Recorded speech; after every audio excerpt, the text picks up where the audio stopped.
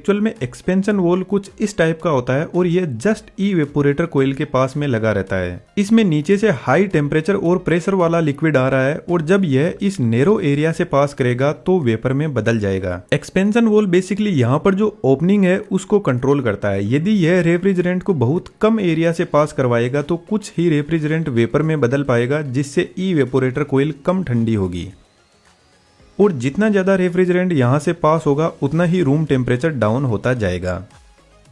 Wall में ऊपर की तरफ एक डायफ्राम लगा रहता है और यही डायफ्राम इस रोड के थ्रू यहां से फ्लो हो रहे रेफ्रिजरेंट को कंट्रोल करता है। और इस डायफ्राम को कंट्रोल करने के लिए कुछ एक हीट सेंसिंग डिवाइस इवेपोरेटर कोयल के बाहर की तरफ एग्जिट पर लगी रहती है। इसमें एक लिक्विड होता है जो काफी हीट सेंसिटिव होता है और इस हीट सेंसिंग डिवाइस के लगाते ही एक्सपेंशन वॉल का नाम बदलकर हो जाता है थर्मल एक्सपेंशन वॉल। मान के चलते हैं आपने एसी को 16 डिग्री सेंटीग्रेड पर सेट कर रखा है। जैसे ही रूम का टेम्परेचर 18 डिग्री सेंटीग्रेड पर पहुंचेगा तो इस हीट सेंसिंग डिवाइस में जो लिक्विड है वह गर्म होकर वेपर में बदलेगा और डायफ्राम के ऊपर फोर्स लगाएगा, जिससे ज्यादा रेफ्रिजरेंट पास होगा और कोयल ज्यादा ठंडी होगी। कोयल ज्यादा ठंडी होगी तो रूम की हीट को ज्यादा एब्जॉर्ब करने लगेगी और इस हीट से कोयल के अंदर जो पूरा रेफ्रिजरेंट है वह वेपर में बदलने लग जाएगा और हमारा कंप्रेसर एकदम सेफ रहेगा।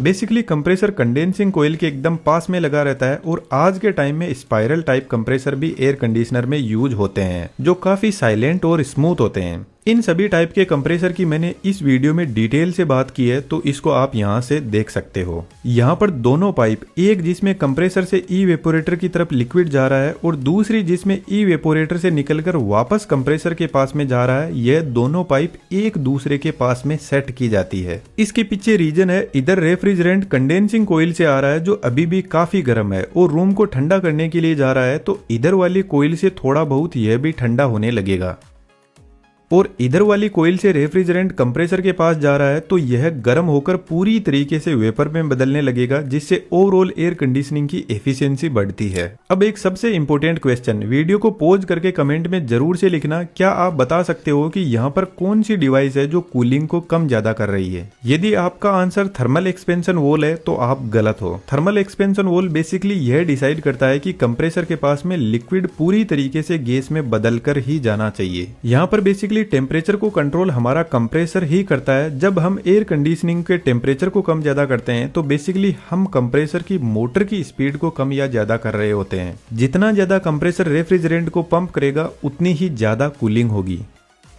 तो यहाँ पर आपने देखा पूरा का पूरा सिस्टम एक क्लोज लूप में काम कर रहा है, गैस कहीं से लीक होती ही नहीं है। तो एयर कंडीशनिंग की गैस खत्म हो जाए कोई चांस ही नहीं है जब तक इसमें कोई लीकेज ना हो। तो पुराने जमाने के एयर कंडीशनिंग में लीकेज की वजह से यह एनवायरनमेंट और हमारे दोनों के लिए ही खतरनाक है। रेफ्रिजरेटर का मैकेनिज्म भी ठीक ऐसे ही काम करता है। आप यहाँ पे क्लिक करके पूरा वीडियो एंजॉय कर सकते हो।